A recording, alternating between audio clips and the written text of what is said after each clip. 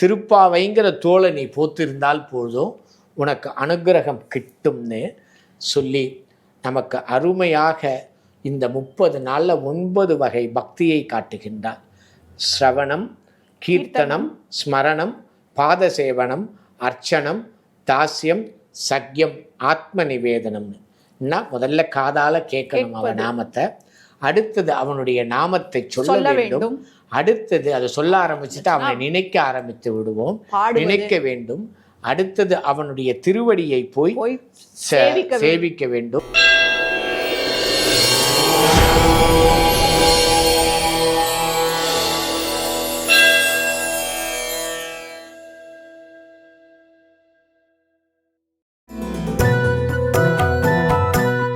வங்கக்கடல் கடைந்த மாதவனை கேசவனை திங்கள் திருமுகத்து சேழையார் சென்றிரஞ்சி அங்கப்பறை கொண்ட ஆற்றை அணிப்புதுவை பைங்கமல தந்தரியில் பட்டர்பிரான் கோதை சொன்ன சங்கத் தமிழ் மாலை 30 தப்பாமே இங்கிப் பரிசுரைப்பார் 2 மால்வரை தோள் செங்கன் திருமுகத்து செல்வத் திருமாலால் எங்கும் திருவருள் பெற்றின்புருவர் எம்பாவாய். தெய்வத்தமிழ் டிவி நேயர்களுக்கு அன்பு வணக்கம்.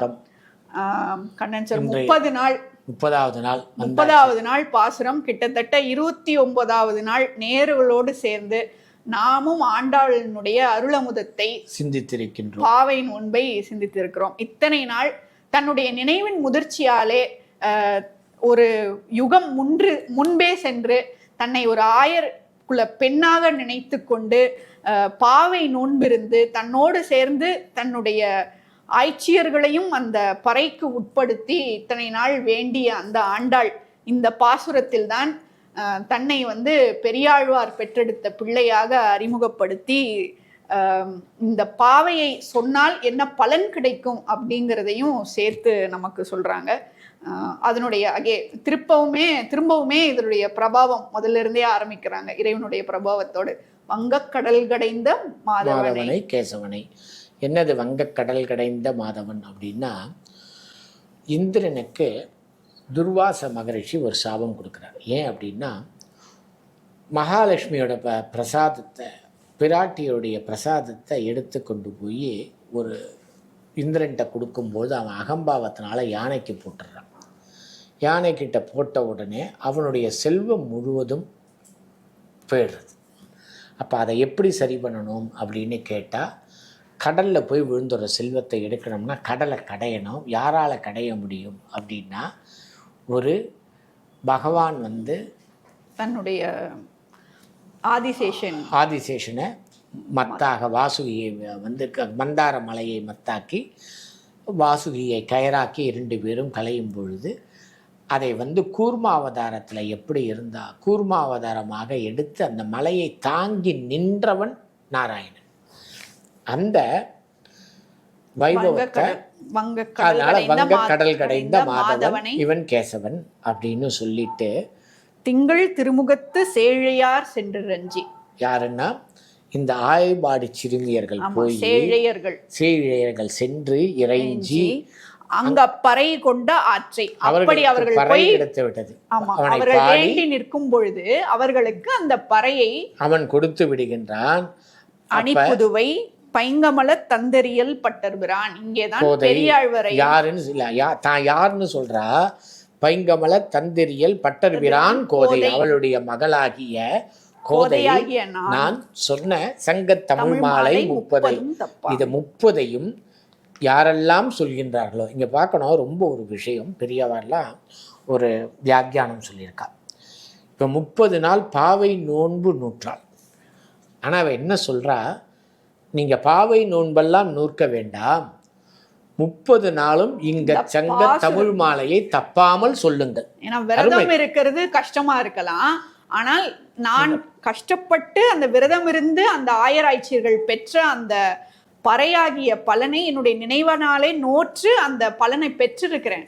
அதனுடைய வார்ப்பாக நான் கொடுத்திருக்கக்கூடிய இந்த சங்க தமிழ் மாலையை நீங்கள் விடாம சொல்லுங்க. செய்தால் என்ன நடக்கும்?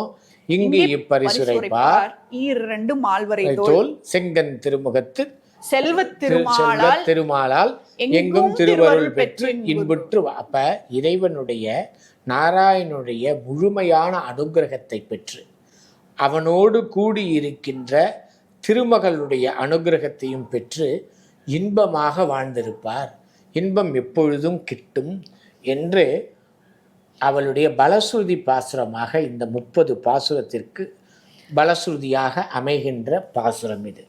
இது என்னன்னா, எப்படி இதை 30 நாளும் நாம் என்ன செய்தோம்னா, ஏன் இதை இப்படி சொல்கிறா, நீங்கள் விரதம் இருக்க வேண்டாம், இந்த பாசுரத்தை மட்டும் சொன்னால் போதும்னு ஆண்டாள் நாச்சியாரே ஏன் ஒரு வாக்குமூலம் கொடுக்குறாள்னா, பசுமாடு இருக்கும், அது கன்றை கொண்டு போய் தோல் கன்றுன்னு சொல்லுவாள், அதை கொண்டு போய் கொடுத்து அந்த பாலை வாய் வச்சாதான் பால் கறக்கும்.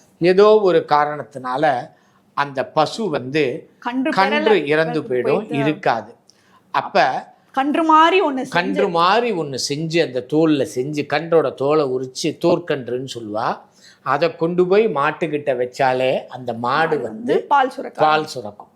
அவளுக்கு தெரியும் இந்த காலகட்டத்தில் நம்மளாலெல்லாம் உயர் நாற்கன்றாக இருக்க முடியாது, அட்லீஸ்ட் தோல் கன்றாக இந்த பாசுரத்தை 30ஐயும் போத்திண்டு அவங்ககிட்ட போய் நெல்லு, எனக்கு எப்படி பறை கொடுத்தானோ அப்படி உனக்கு பறை கொடுப்பான், நீ விரதம் அனுசரிச்சியா பார்க்க மாட்டான்.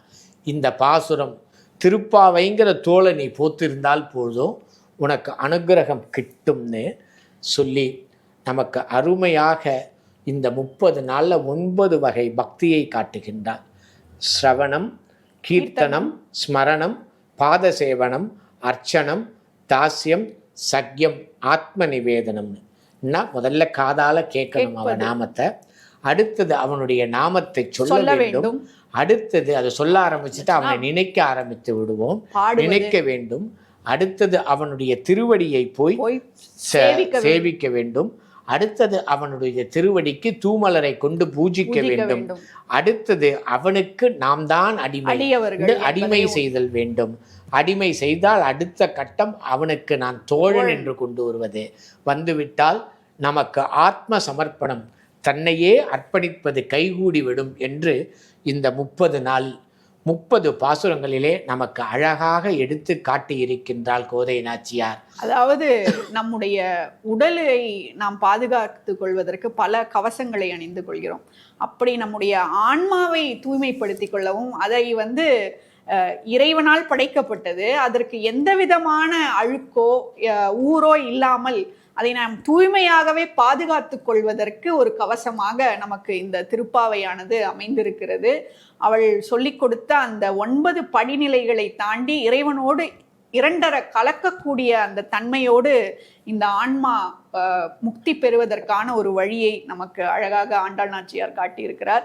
அந்த வைபவத்தை உங்களோடு சேர்ந்து ரசித்ததுல கண்ணன் சார் ரொம்ப ரொம்ப மகிழ்ச்சி. உங்களோட சேர்ந்து செஞ்சதுல அதனால தான் தை பிறந்தால் வழி பிறக்கும்னு பெரியவர்கள் சொன்னதுக்கு காரணம், நம்ம 30 நாளும் இந்த பாசுரத்தை அனுபவித்திருப்போம், நமக்கு ஒரு நல்ல வழி கிடைக்கும் என்பதைத்தான் சொல்லியிருக்கின்றார்.